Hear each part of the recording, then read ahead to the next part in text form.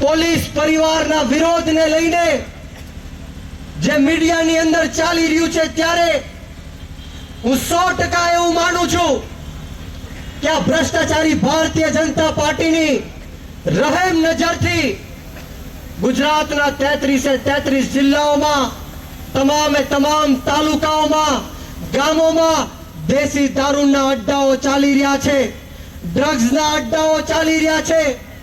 અને આના કારણે આ ગુજરાતના હજારો કરોડો યુવાનો દિવસે ને દિવસે બરબાદ થઈ રહ્યા છે.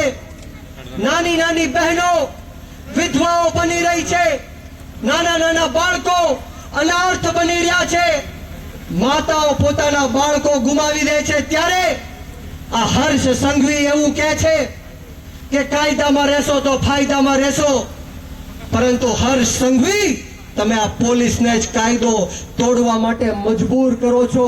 આ ગુજરાતની જનતા જડબાતોડ જવાબ તમને દેવાનો છે.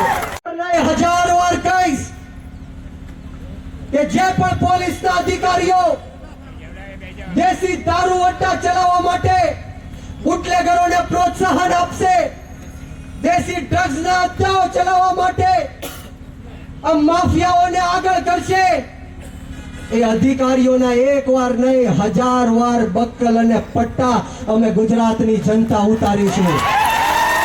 અને આ ભ્રષ્ટ અધિકારીઓ નહીં, પરંતુ હર્ષ સંઘવી, જો આ અધિકારીઓને તમે છાવરવાનું કામ કરશો, તમે આ બુટલેગરોને છાવરવાનું કામ કરશો, તો આ ગુજરાતની જનતા અધિકારીઓની સાથે સાથે હર્ષ સંઘવીના પણ બક્કલ અને પટ્ટા ઉતરાવી દેવાનું કામ કરશે. યાદ રાખજો.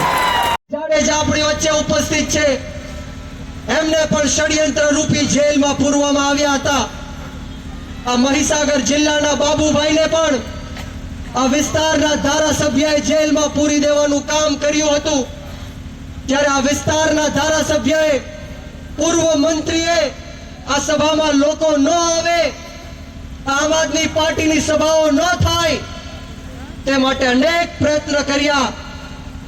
બધા લોકોને ધાક ધમકીઓ આપી, બધા લોકોને ખોટા કેસમાં સલવાડી દેશું, જેલમાં નખાવી દેશું, એવી ધાક ધમકીઓ પણ આપવામાં આવી.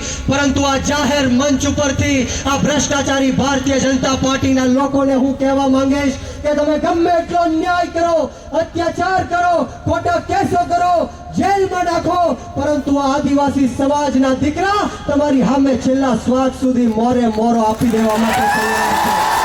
મોરે મોરો આપી દેવા માટે અમે લોકો તૈયાર છીએ.